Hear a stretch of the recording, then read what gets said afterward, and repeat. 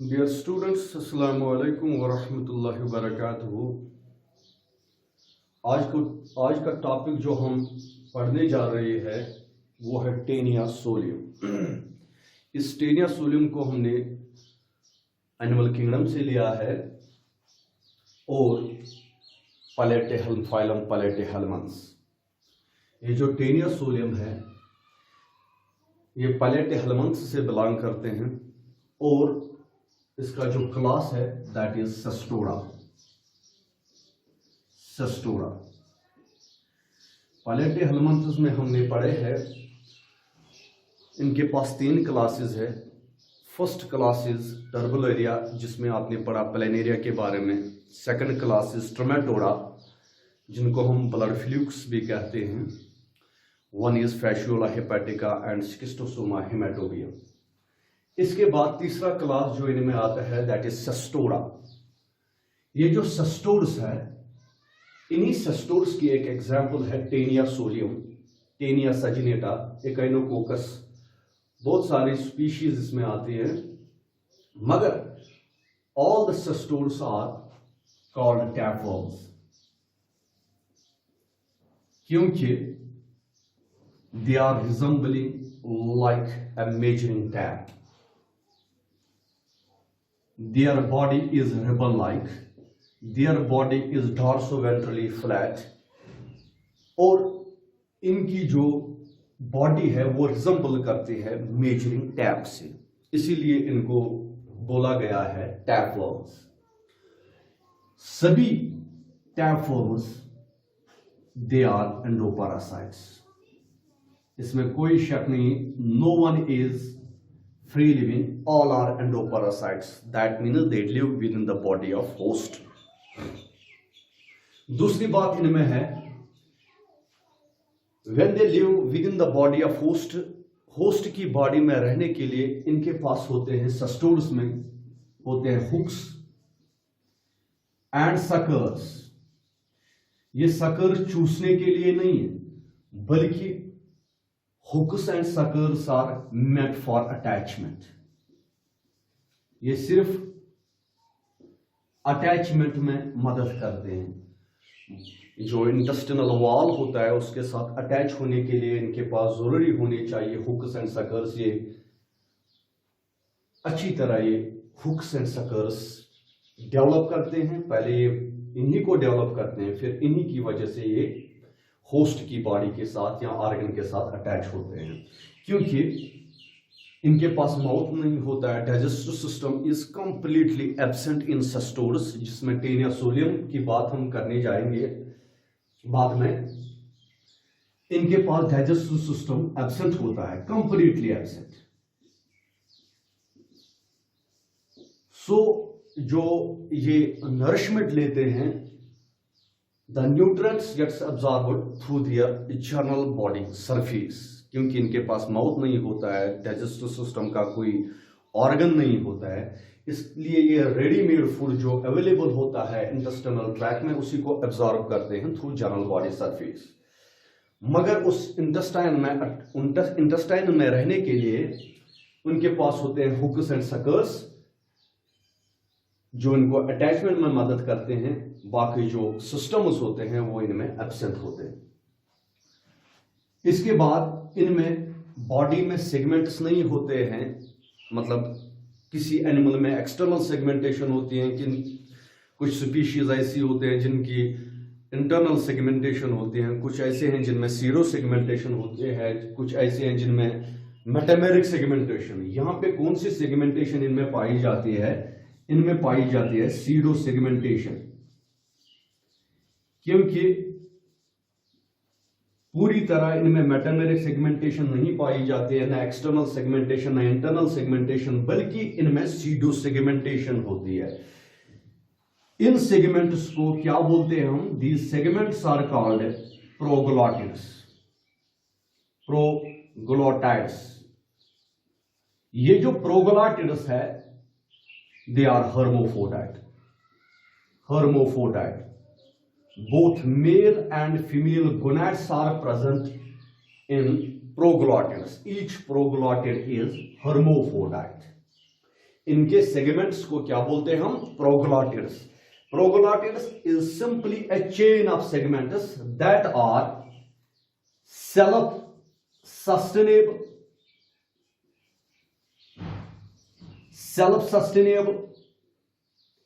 They are highly ingestive,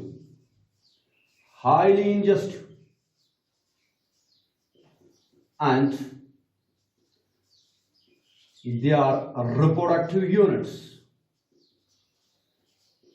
अगर Taenia solium की बात करेंगे हम या सेस्टोड्स की बात करेंगे हम, ये जो सेगमेंट्स है जिनको आप प्रोग्लॉटाइड्स बोलते हैं, they are self sustainable, they are highly ingestive and reproductive units. इन्हीं की वजह से इन्फेक्शन फैलता है.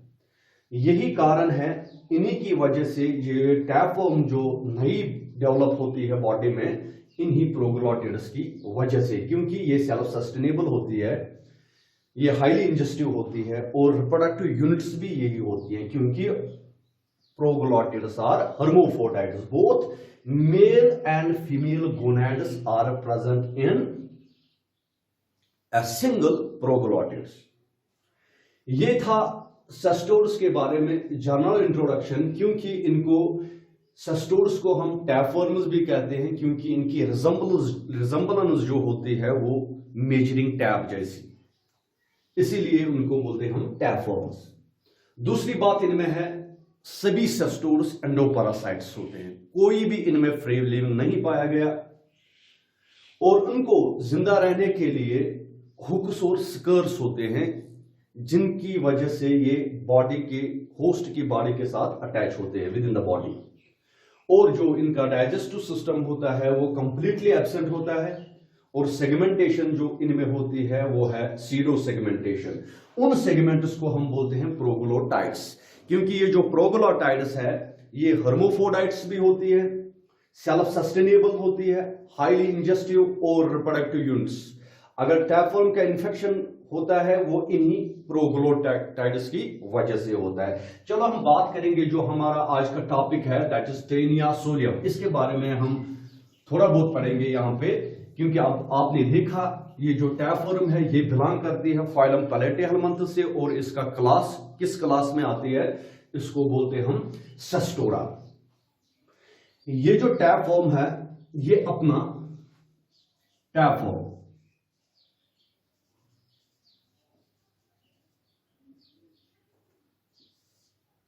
यहां पे देखेंगे हम. इस टैपवर्म का जो स्ट्रक्चर है, इसके बॉडी में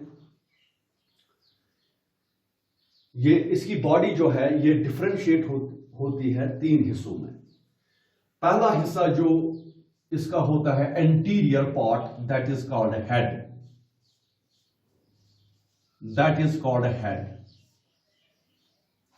इसमें होता है हेड, जिसका दूसरा नाम है सुकोलेक्स. The body of tapeworm is differentiated into 3 parts. One is called sucolex. Sucolex means head. इस हेड में क्या क्या आता है यहां पे देख लीजिए आप. एक आता है rostellum, hooks and suckers. Head में जो ये रोस्टिलम है, rostellum, it is simply a muscular beak like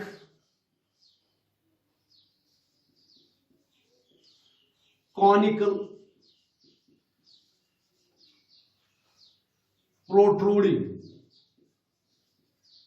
protrusible or protruding lid on the anterior end of the body. Anterior end of a body. Head में जो ये पहला part आता है रोस्टिलम, ये रोस्टिलम क्या होता है? ये है, this is triangular in shape, beak like, cone like structure, muscular होता है, बॉडी के एंटीरियर पार्ट पे पाया जाता है रोस्टिलम. सुकोलेक्स का पहला पार्ट है रोस्टिलम.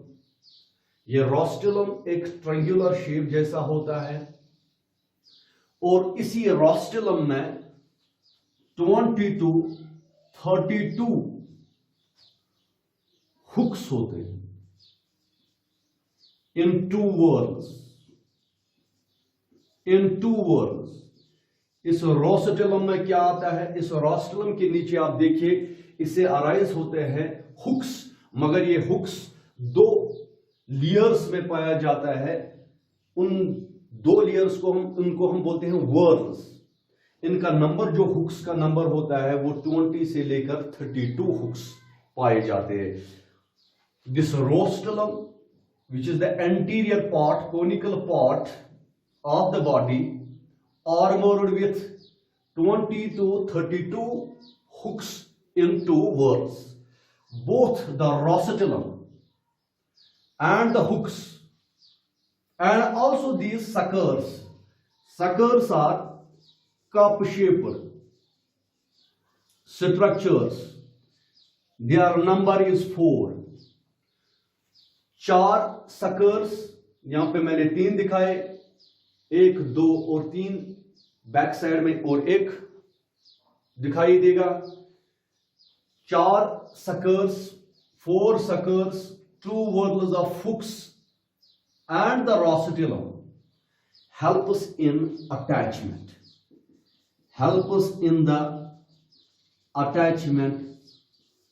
within the body of the host.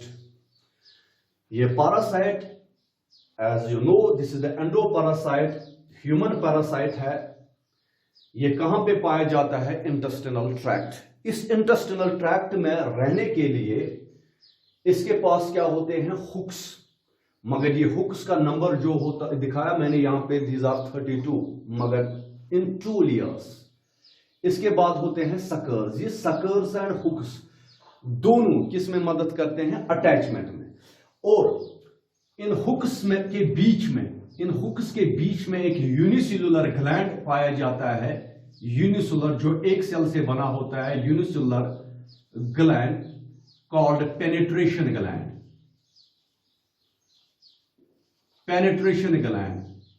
इनके बीच में एक यूनिसेलुलर ग्लैंड पाया जाता है जिसको हम बोलते हैं penetration gland.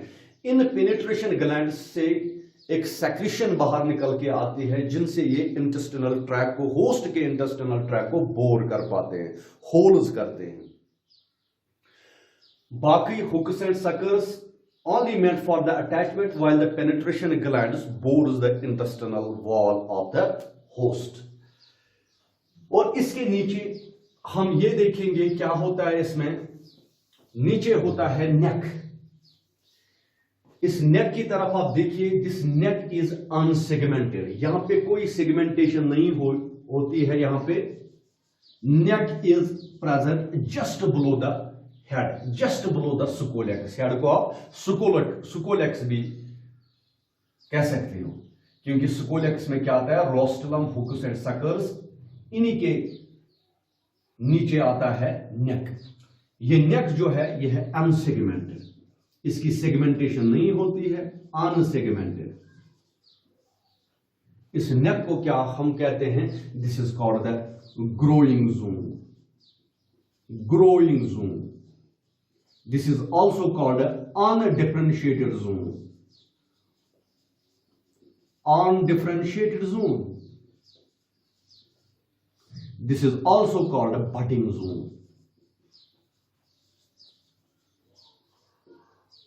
Growing zone, undifferentiated zone and budding zone is present just below the sucolex, just below the head. This part is unsegmented, but the most important unique feature of this neck is the newly formed, newly budded proglottids. These segments are called proglottids. These proglottids are arised from this growing zone, which is called neck, which is undifferentiated. क्योंकि नेक जो ये part होता है, नेक part, इसमें IC sales है जो undifferentiated है। they can give rise to any type of cell, they can give rise to all types of proglottids. नए जो proglottids अराइज होते हैं वो इसी नेक रीजन से आते हैं, इसीलिए इसको बोलते हैं हम budding zone, growing zone and undifferentiated zone. उस प्रोसेस को हम बोलते हैं स्ट्रोबलाइजेशन। Strobalization means formation of segments. Formation of chain of segments or proglottids is called strobilization. This strobilization occurs in the neck region, which is also called growing zone, undifferentiated zone or budding zone. इसके नीचे हम जाएंगे, देखेंगे क्या है। नेक के नीचे होता है, यहां से बॉडी स्टार्ट होती है, जिसको हम बोलते हैं स्ट्रोबिला। नेक से नीचे जो इसके बॉडी का पार्ट है उसको बोलते हैं हम स्ट्रोबिला। इस स्ट्रोबिला में क्या आता है? स्ट्रोबिला, इसमें आते हैं डिफरेंट टाइप्स ऑफ प्रोग्लोटाइड्स। पहले जो प्रोग्लोटाइड्स, नेक के नीचे पहला पार्ट जो आता है स्ट्रोबिला का, इसमें कौन से प्रोग्लोटाइड्स पाए जाते हैं? These proglottids are called immature. The body of tapeworm consists of thousands of proglottids. All the proglottids are derived from the budding or undifferentiated zone, which is called a neck. The proglottids make the strobila or body of a tapeworm. पहले जो strobila आते हैं इनको हम बोलते हैं immature strobila. Immature ये नेक के ठीक नीचे से स्टार्ट होते हैं। These are called immature proglottids.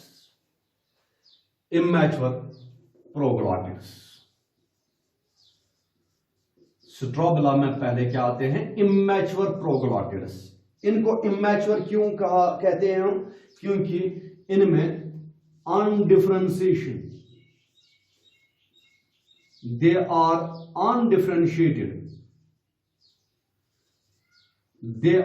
Undifferentiated means इनमें ना मेल गोनैड और ना फीमेल गोनैड पाया जाता है। They are undifferentiated. They can either give rise to male proglottid और फीमेल प्रोग्लोटिड और बोथ, क्योंकि इनकी डिफरेंशिएशन नहीं होती है। अगर इन प्रोग्लोटिड्स को हम देखेंगे, they are broader than longer. यहां पे देखिए ऐसे होते हैं ये, दे आर ब्रॉडर। इनकी शेप अगर देखेंगे हम इमैच्योर या एंटीरियर, इमैच्योर और एंटीरियर प्रोग्लोटिड्स, इनकी जो चौड़ाई है वो ज्यादा है मगर लंबाई जो इनकी है वो कम है। इसीलिए इनको हम बोलते हैं they are broader than longer. They are broader than longer. जो इमैच्योर प्रोग्लोटिड्स है they are undifferentiated, they are immature और इनकी लंबाई जो है वो कम है as compare to their breadth. इसके बाद आते हैं मैच्योर प्रोग्लोटिड्स। यहां से आप देख लीजिए, यहां तक स्क्वायर शेपर प्रोग्लोटिड्स आपको दिखाई देंगे। These are called mature proglottids.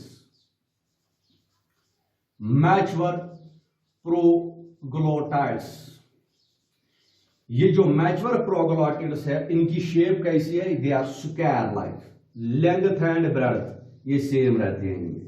They are square shaped. यही mature proglottids they are hermaphrodite. यहां पे जो हम प्रोग्लोटिड्स देखते हैं यहां से यहां तक, दीज आर मैच्योर प्रोग्लोटिड्स,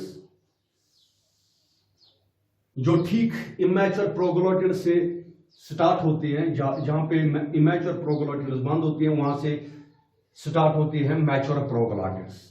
ये mature proglottids, all mature proglottids are hermaphrodite. इनमें मेल और फीमेल गोनैड्स दोनों पाए जाते हैं, इसीलिए इनको हम बोलते हैं हर्मोफोडाइट्स। और इनकी जो शेप रहती है, इनकी लेंथ और ब्रेड्थ इनकी सेम है, इक्वल है, इसीलिए दे आर स्क्वायर शेप्ड। और तीसरे प्रोग्लॉटिड्स जो इनमें पाए जाते हैं, लास्ट वाले,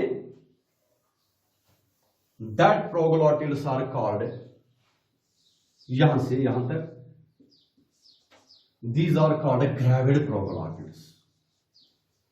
These are called gravid proglottids.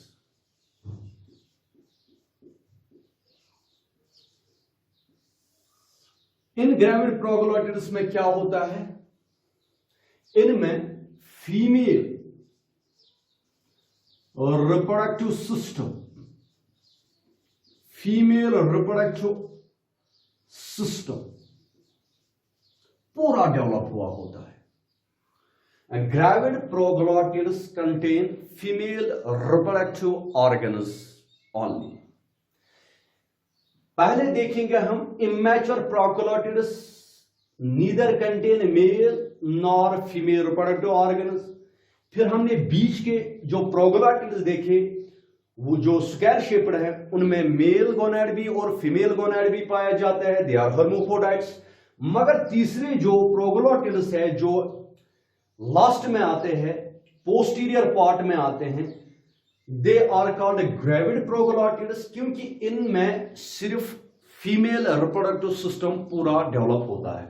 इनमें फीमेल रिप्रोडक्टिव सिस्टम के जितने भी ऑर्गन्स है वो पूरे डेवलप होते हैं, न कि mail.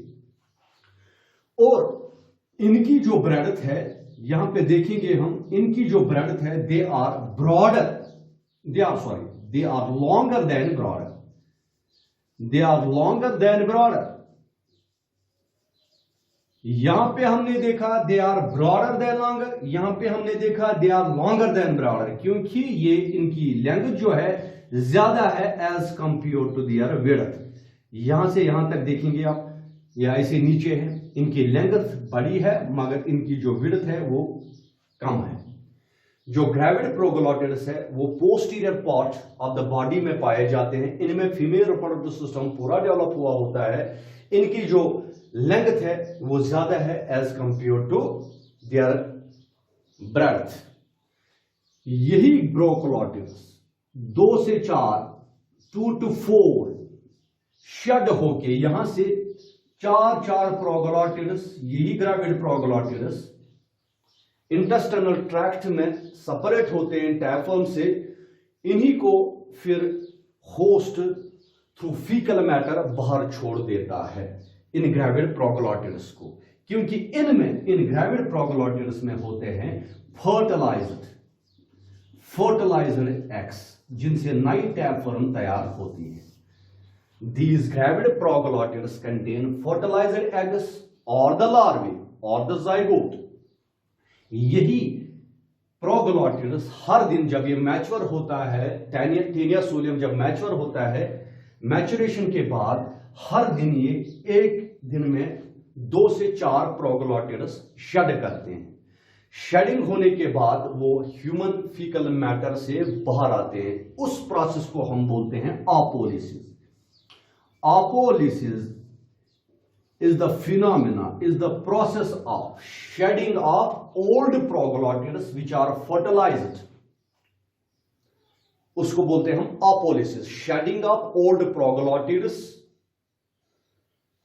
and their removal through the human fecal matter, उसको बोलते हैं हम apolysis. इसके बाद देखेंगे हमने 3 किस्म के प्रोग्लॉटिड्स स्ट्रोबिला में देखे, immature proglottids, mature proglottids and gravid proglottids. हम इन ग्रेविड प्रोग्लॉटिड्स की बात करेंगे जिनमें फीमेल रिप्रोडक्टिव सिस्टम पूरी तरह डेवलप हुआ होता है। क्या होता है इनमें? इनमें होती हैं ovaries, a pair of ovary, एक पेयर ओवरीज की, यहां पे देख लीजिए, यहां पे मैं इसको ड्रा करूंगा, यहां पे होती है ओवरीज, ये इनमैच्योर प्रोग्लॉटिड्स में पाई जाती है। ऐसे यहां पे देख लीजिए, these are 2 ovaries,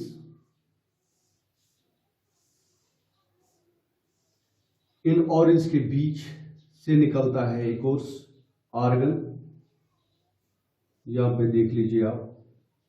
फिर यहां पे होता है एक बल्ब शेपर स्ट्रक्चर,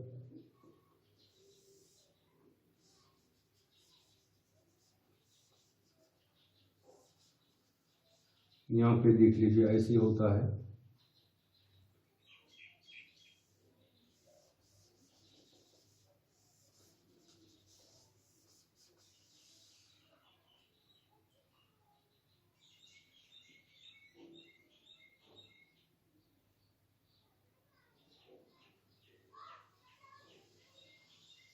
यहाँ पे ऐसे होता है।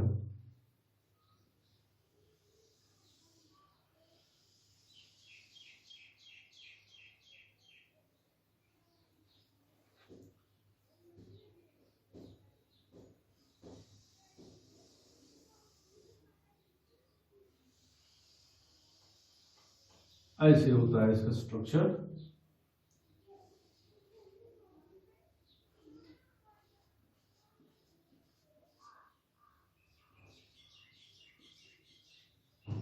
ये इसका रिप्रोडक्टिव सिस्टम जो मैच्योर प्रोगैलाइटिड्स में पाया जाता है, इसको हम बोलते हैं यूटेरस, टैप फॉर्म का यूटेरस। These are ovaries. इन ओवरीज के अंदर पाया जाता है ओवरियन फॉलिकल, जिनसे एग तैयार होता है। These are ovarian follicles. Ovarian follicle, दो ओरीज, राइट एंड लेफ्ट ओरी, ये आपस में जुड़ जाती है। This is called the ovarian bridge. Ovarian bridge, इस ओवरियन ब्रिज को हम बोलते हैं इस्थमस। यहां पे इस्थमस के मिडल में नीचे होता है ओविडक्ट। ओविडक्ट के ठीक नीचे होता है bulb shaped spherical structure, that is called ootype. Ootype, ootype के नीचे ये ग्लैंड्स है, these are called vitelline glands. Vitelline glands, यहां पे हम देखते हैं,